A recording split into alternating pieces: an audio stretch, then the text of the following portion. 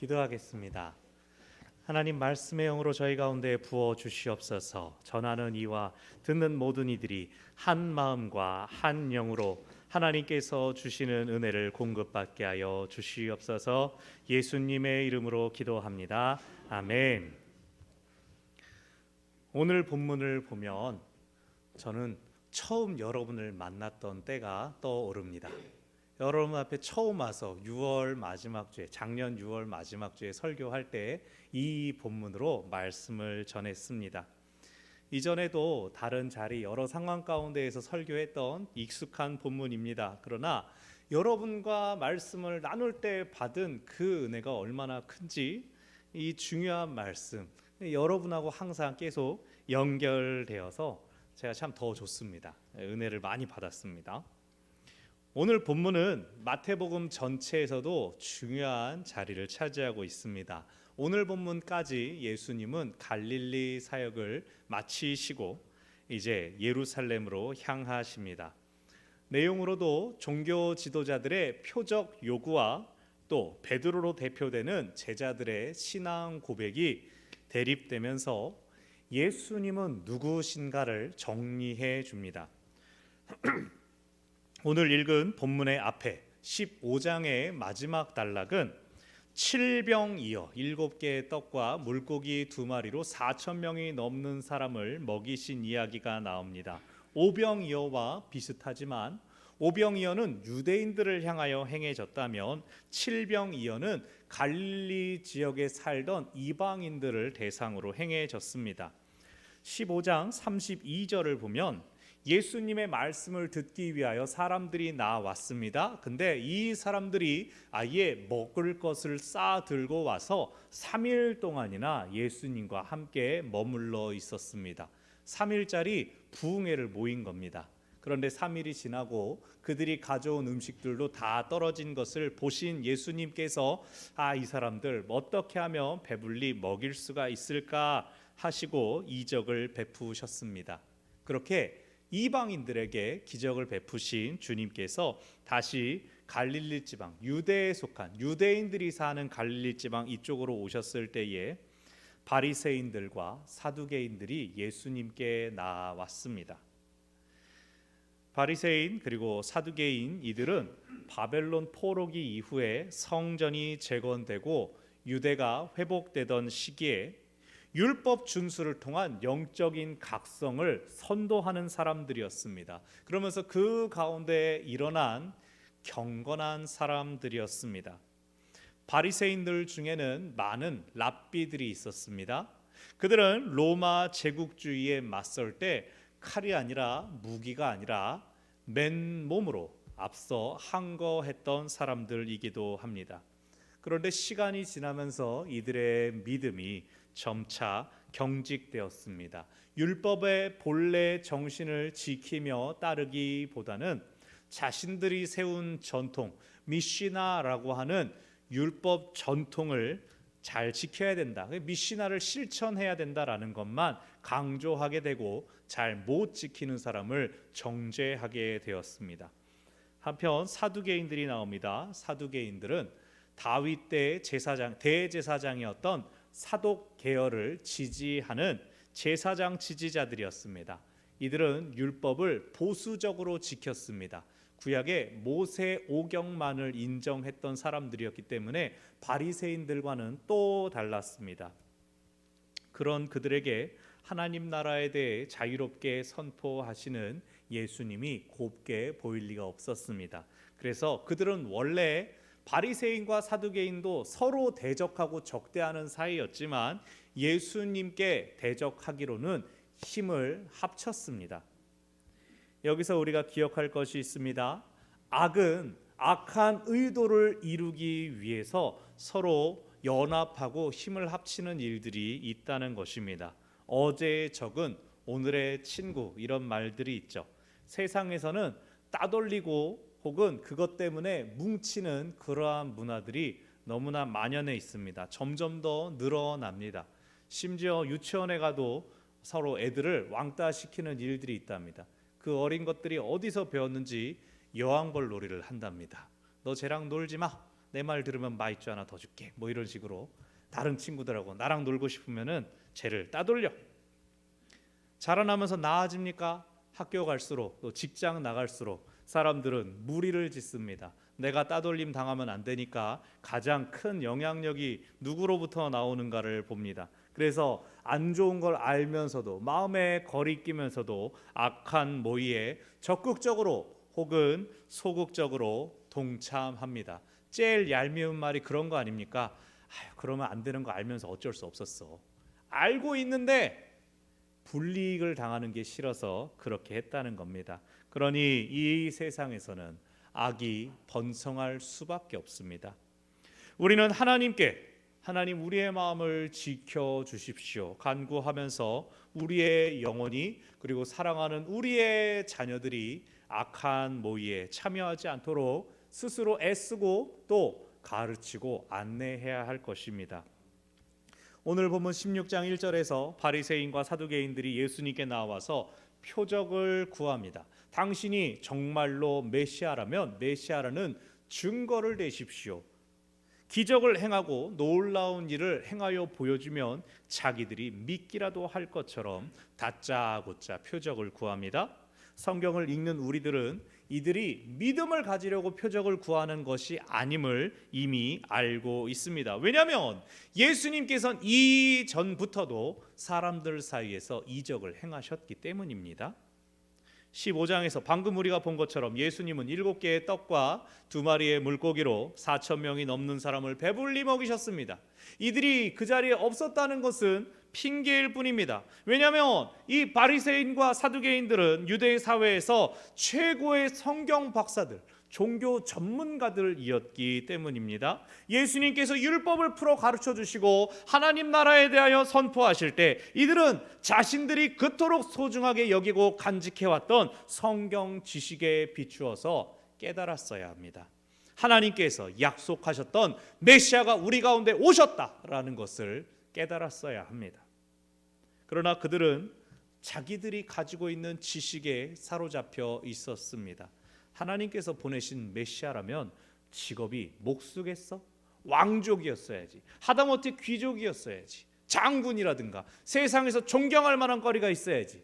왜 세리와 죄인들과 어울려 다니는가? 우리 같은 존귀하고 고귀한 사람들과 교제하는 사람이어야 메시아겠지. 이들이 오늘 예수님께 나와서 표적을 구하는 모습은 그들이 미처 깨닫지 못하고 있는 것이 있다면 우리를 깨우쳐 주십시오, 우리를 알려주십시오라는 것일 수도 있습니다. 예수님께서 표적을 보여주시면 우리가 당신을 믿을 수 있겠습니다라는 제스처일 수도 있습니다. 그러나 주님께서 무엇라 대답하십니까? 속담을 인용해서 말씀하십니다. 너희들 저녁 하늘이 붉으면 내일 날씨 좋겠다. 아침에 일어났는데 하늘이 붉고 구주면 아이고 오늘 날씨는 나쁘겠구나. 지금 하늘을 보면서 반나절 후가 어떻겠구나라고 분별하고 예측하지 않느냐? 사람들이 다 그러고 너희들도 똑같지 않느냐?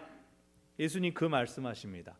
하늘 보고 날씨도 분별하면서 메시아가 와서 사람들 고치고 배불리 먹이는 그 모든 이적들을 보고 들었으면서도 너네들 눈으로 표적을 봐야 믿겠다고 그렇게 나를 시험하려 드느냐? 그래서 예수님은 4절에서 그들을 향해 악하고 음란한 세대라고 말씀하십니다. 그들은 자기를 누구보다도 경건하다고 생각했기 때문에 이 표현은 매우 치욕스러웠을 것입니다. 그러나 정확히 그들이 품었던 마음이 그것이었습니다. 예수님을 시험하려고 했습니다. 그들의 속내를 밝히신 주님께서는 너희에게 줄 것은 요나의 표적밖에 없다라고 말씀하십니다. 요나의 표적은 요나가 큰 물고기 뱃속에서 사흘 동안 죽음과도 같이 갇혀 있다가 토해진 것을 이야기합니다. 이것은 장차 예수님께서 십자가에서 돌아가신 후 무덤에 3일 동안 계시다가 다시 살아나실 것을 뜻합니다. 바리새인과 사두개인들은 요나? 우리가 아는 구약의 선지자 요나를 떠올렸겠지만 그들은 예수님께서 장차 하실 일, 예수님의 십자가와 부활을 알 수 없었으니 사실상 예수님께서 표적을 보여달라는 그들의 요구를 거절하셨구나, 이것밖에 알 수 없었을 것입니다. 예수님은 억지로 가르치고 억지로 이해시키려 들지 않았습니다. 오히려 악한 의도가 있는 사람이 다가올 때 맞서 싸우며 쳐부수기보다는 그냥 들어주지 않고 상대하지 않고 피하셨습니다. 때로는 우리에게도 이러한 지혜가 필요합니다. 내가 아무리 입씨름하고 아무리 바른말 옳은말 한다 그래서 그 사람이 당장 변하지 않습니다. 달라지지 않습니다. 한두 마디 해도 안 들으면 그래 뭐 다음에 기회가 있겠거니, 하나님께서 또 다른 사람 붙여주시고 또 다른 때가 있겠거니, 그냥 자연스럽게 흘러가는 대로 하나님 도와주십시오, 내가 지금은 그냥 피할 테니까 다음엔 준비시켜 주십시오, 그냥 그렇게 기도하는 것이 필요합니다. 그리고 이제 5절부터 이어지는 두 번째 단락에서 예수님과 제자들이 이동합니다. 그런데 제자들이 떡을 챙겨오지 않았다라고 자기들끼리 이야기합니다. 아마 여기서 말하는 떡은 15장 끝에서 4천 명이 넘는 사람 배불리 먹고 나서 남은 7광주리일 것입니다.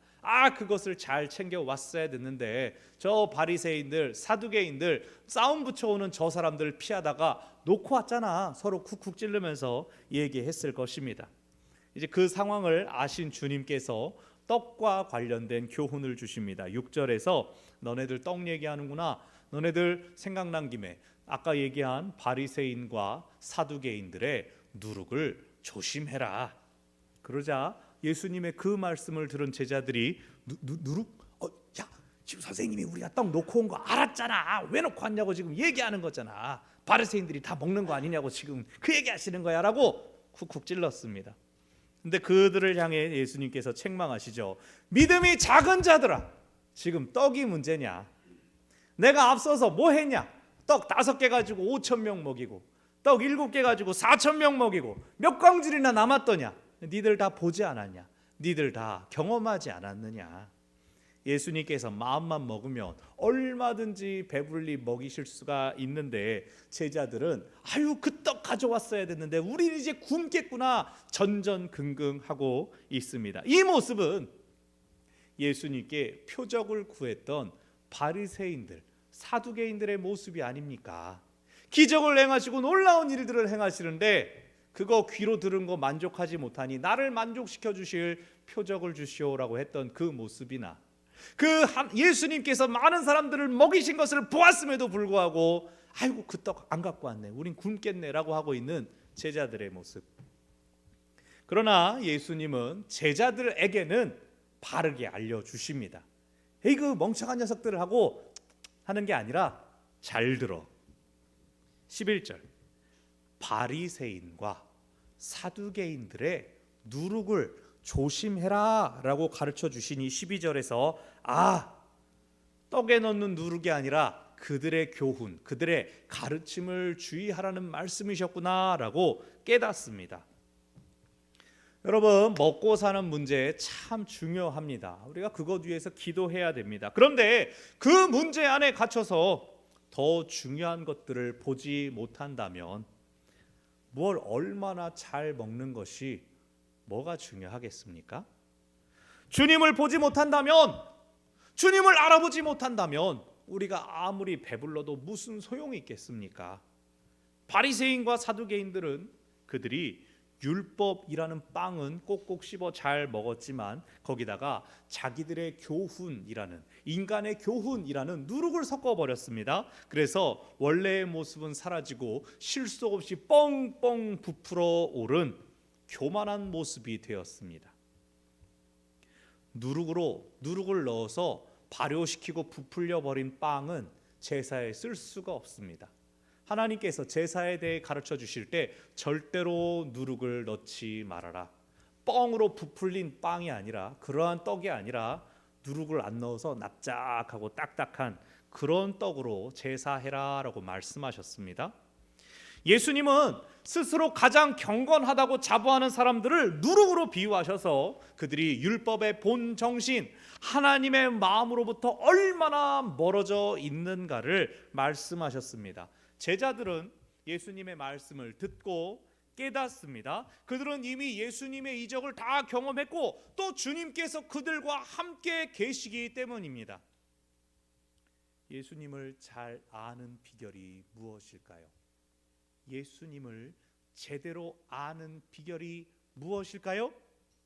주님과 함께 있는 겁니다. 여러분 이 이야기 들어보셨을 겁니다. 영화 거장 알프레드 히치콕이 있죠. 히치콕의 손녀도 영화를 너무 좋아했답니다. 그래서 주말이 되면 어렸을 때부터 초등학생 때부터 할아버지와 영화에 대한 이야기 나누기를 좋아했다고 합니다. 그리고 대학에 갔습니다. 손녀가 대학에 가서 영화에 대한 수업을 듣습니다. 교수가 알프레드 히치콕이 가장 좋아하는 영화에 대하여 레포트를 작성해라 라고 했답니다. 손녀는 몇 년 동안 할아버지와 나눈 이야기가 있으니까 할아버지 뭔 영화가 제일 좋아요? 나는 어떤 작품을 좋아해. 사람들은 잘 안 좋아하는 것 같지만 나는 거기에 많은 정성과 사랑을 쏟았단다. 그래. 그래서 그걸 레포트를 써서 제출했더니 담당 교수가 C를 주었답니다. 그러면서 조사가 미흡함 이렇게 얘기했답니다. 그러면서 손녀가 와가지고 할아버지 아니래요. 우리 교수님이 조사가 미흡하다고 나한테 C를 줬어요. 그랬더니 히치콕이 아유 나는 최선을 다했는데 미안하다 이렇게 얘기했답니다. 근데 나중에 그 사실을 알게 된 교수가 할아버지가 히치콕이라고? 그러면 가져와. C 아니고 A라고 바꿔줬답니다. 저는 이 나중 얘기가 더 웃기더라고요. 이 교수가 그럼 이제 히치콕에 대해서 더 알게 된 겁니까? 자기가 손녀 한번 가르쳐 본 걸 가지고 알프레드 히치콕에 대해서 더 많이 알게 됐다고 할 수가 있습니까? 이케야 나보다 더 잘 아는 학생이 있었구나라고 알았겠죠. 왜 그렇습니까? 그 손녀는 자기 할아버지랑 시간을 보낸 사람이기 때문입니다. 우리도 그렇습니다. 무엇이든 시간을 많이 써야 더 많이 알게 됩니다. 더 잘 알게 되고 전문가가 됩니다. 마찬가지로 주님을 알기 원한다면 어떻게 해야 됩니까? 주님과 함께 있어야 됩니다. 주님과 함께. 왜 말을 안 하세요? 주님과 함께 있어야 돼요. 여러분 기도 아무리 많이 해도 정작 주님과 함께 있지 않다면 공허한 울림일 뿐입니다. 우리 사순절 시작되면서 오후 찬양 예배 시간에 주님을 바라보는 연습, 주님을 바라보는 훈련을 하고 있습니다.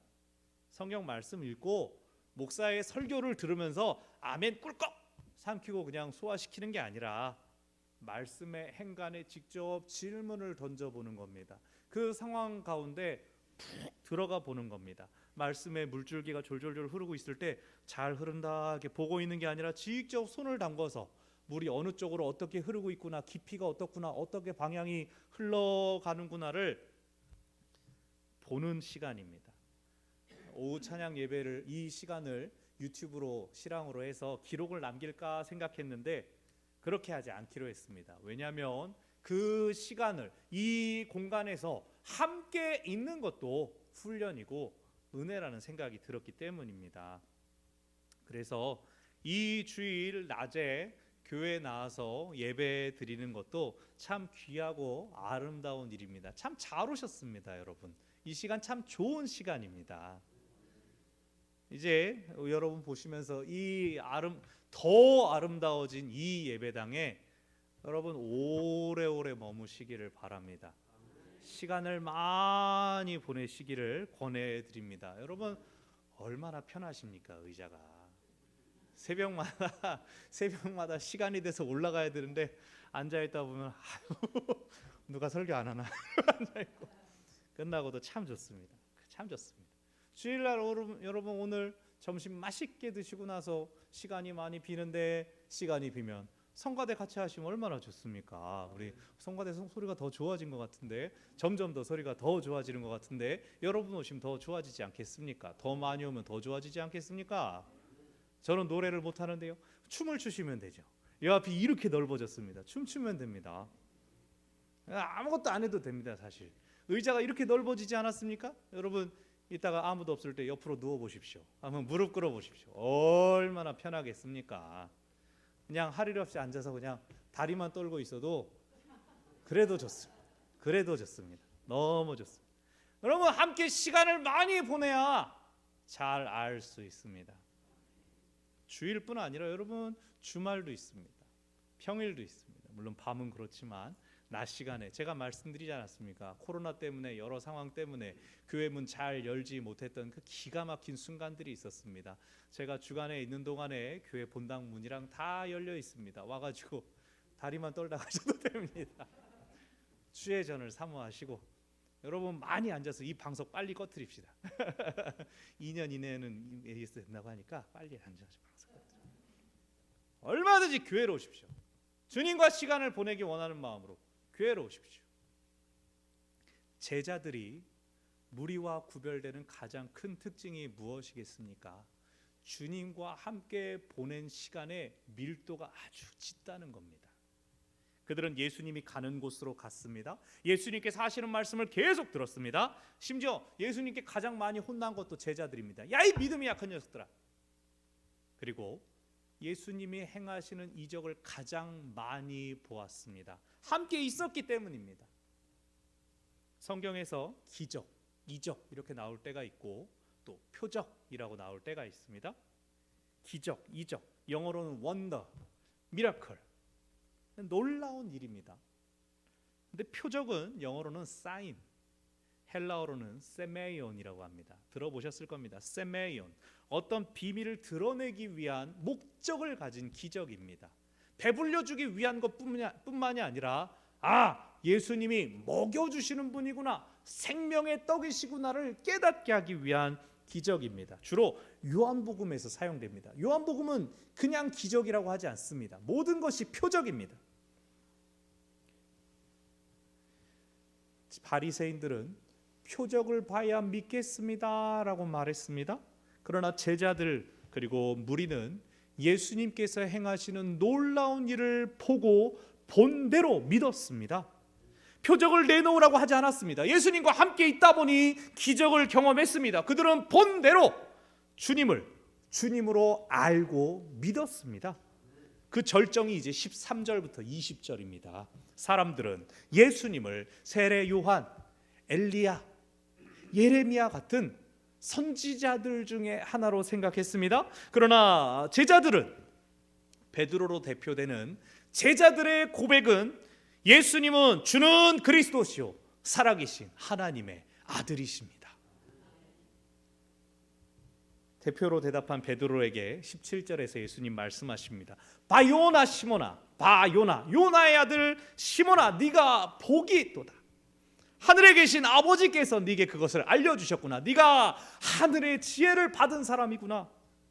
예수님의 정체성을 분명히 파악한, 바르게 깨달은 그 고백 위에 교회를 세우겠다고 말씀하십니다. 바른 암 위에 바른 믿음이 세워지는 것입니다. 19절에서 천국 열쇠를 주겠다라고 말씀하십니다. 그래서 옛날 사람들은 천국에 가면 베드로가 열쇠를 들고 있다가 들어가세요. 안 됩니다. 이거 키 가지고 있다고 문지기라고 말하지만 그거 아닙니다. 여기서 예수님께서 주시는 대상은 베드로 개인이 아니라 교회에 주시는 것입니다. 여기 중요한 것은 그래서 키가 번호 키냐 디지털 키냐 뭐 이런 게 아닙니다. 중요한 것은 땅에서 매면, 교회가 매면 하늘에서도 매인다. 그러나 교회가 풀면 하늘에서도 풀릴 것이다. 교회는 하나님 나라의 모형입니다. 풀어주는 것은 은혜이고 매는 것은 심판을 의미합니다. 우리가 사랑하고 용서하면 하나님께서도 사랑하고 용서해 주실 것이다. 우리가 심판을 선포하면 하나님께서 그들을, 예수님의 이 선언이 그래서 놀랍습니다. 여러분 어떻습니까? 우리가 확 매버려? 이렇게 생각됩니까? 저는 이 말씀의 이 부분이 두렵습니다. 우리가 우리의 연약함으로 말미암아 누군가를 용서하지 못하고 사랑하지 못하고 정죄한다면 교회가 똑바로 해야 됩니다. 교회가 바르게 서 있어야 합니다. 바르게 알고 바르게 믿어야 합니다. 교회는 전에도 말씀드렸지만 교회는 팬클럽이 아닙니다. 천국 향유의 클럽 이런 것도 아닙니다. 자기들만의 만족을 추구하고 편의를 추구하는 커뮤니티가 아닙니다. 물론 그런 모습들이 조각조각 교회 안에 있을 수 있습니다. 허락은 됩니다. 하지만 무엇보다 중요한 것은 교회는 하나님의 집입니다. 하나님의 목적과 계획, 사명에 따라 하나님이 어떠한 분이신지를 드러내는 곳입니다.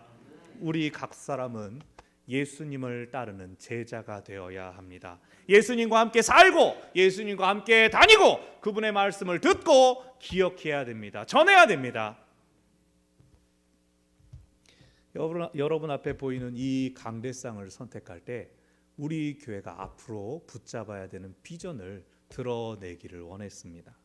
그래서 제가 계속해서 우리 교회가, 이 지역에 있는 교회가 이곳 어린이들을, 아이들을 위한, 다음 세대들을 위한 요람이 되어야 된다. 그리고 이 지역 사람들을 위한 구원의 방주가 되어야 된다라는 말씀을 계속 드리고 있습니다. 여러분 앞에 이렇게 얼기설기 몇 개 모양이 라탄 바구니처럼 요람처럼 생기지 않았나요?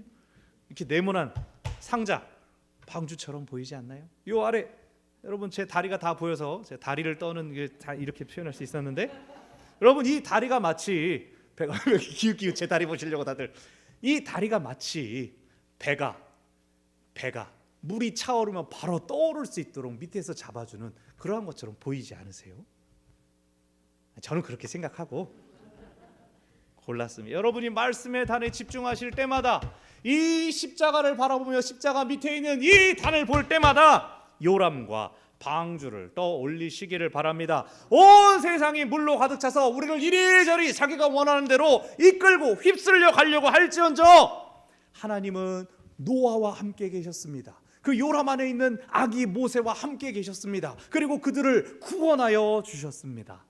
마찬가지로 우리와 함께 계신 하나님께서 우리를 구원하시고 우리를 들어 사용하실 것입니다. 그러기 위해서 우리가 예수님과 함께 있어야 됩니다. 바르게 알고 바르게 믿어야 합니다. 말씀을 정리합니다. 이 세상은 가짜 뉴스, 거짓, 사이비가 판을 칩니다. 우린 더 많은 지혜와 분별을 요구받고 있지만 쏟아지는 정보의 홍수 속에서 무엇이 정말 중요한 것인가, 무엇이 유익한가를 선택하기가 쉽지 않습니다. 그럴 때에는 기준을 잘 세워야 됩니다. 무엇을 위하여 취할 것인가? 세상 사람들은 개인과 가족의 성공, 물질적 풍요, 돈을 기준으로 합니다. 우리의 기준은 무엇입니까? 예수 그리스도와 하나님 나라여야 합니다. 진리가 너희를 자유케 하리라. 우리 주님께서 말씀하여 주셨습니다. 예수님을 잘 알고 잘 믿는 것, 그것이 참으로 우리를 풍요롭게 합니다. 그것이 우리를 참으로 하나님의 뜻 안에서 하나님과 살아가게 합니다. 바른 바른 믿음을 구하는 저와 여러분 되시기를 바랍니다. 기도하겠습니다. 사랑의 하나님, 우리와 함께 하시며 우리를 이끄시며 동행하시는 그 모든 은혜로 감사드립니다. 저희가 주님을 잘 알기 원합니다. 잘 믿기를 원합니다. 이 지역 가운데, 다음 시대 가운데, 사회 가운데 저희를 쓰기 원하시는 주님을 더 잘 알고 더 잘 믿기 위하여 주님과 동행하게 하여 주시옵소서. 저희 모든 발걸음 위에 하나님 함께하여 주시옵소서. 예수님의 이름으로 기도합니다. 아멘.